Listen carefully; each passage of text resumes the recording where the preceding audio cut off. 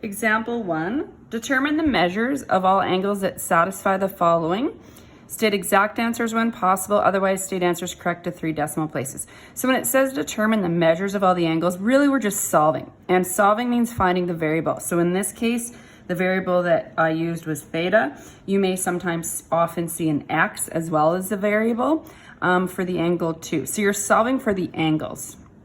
Okay, let's have a look. Exact values means we're not going to round off. So you may have pi in the answer is most likely what will happen in those questions, which you're going to see.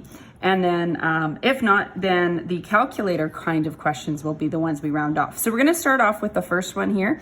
A, sine theta equals root 3 over 2 in the condition 0 to 2 pi. So this just means one revolution.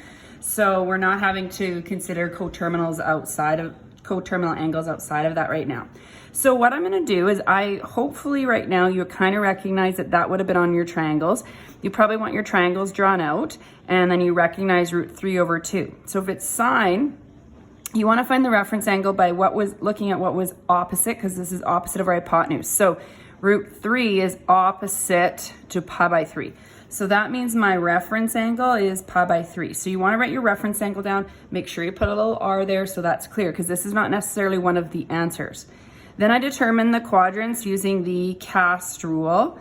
So remember, this tells you what's positive in each of them. So for example, if sine theta is positive, this is a positive root 3 over 2. That's going to happen in quadrant 1 where they're all positive, and in quadrant 2 where sine is positive. So we have answers in quadrant 1 and quadrant 2. Then we considered our rules for theta, solving for theta in each one. So in the first quadrant, the rule is theta equals theta r. So that means theta equals pi by 3 in that situation. In quadrant 2, you have 2 ways to figure this out. I often sort of picture on my circle, if this is where pi is, and I want to think in pi by 3s, that would be the equivalent to 3 pi by 3 if I have a common denominator. So 2 pi by 3 would be 1 less. So that would be in what the pi by 3 value is in quadrant 2.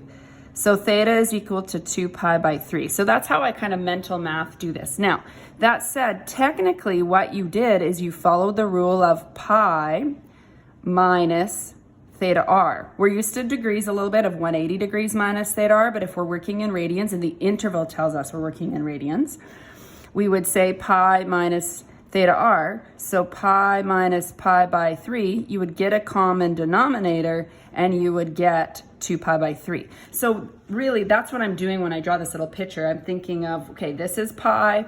If it's quadrant 2, it's 1 less. If it was ever quadrant 3, it'd be 1 more and it'd be 4 pi by 3, etc. So these rules still apply.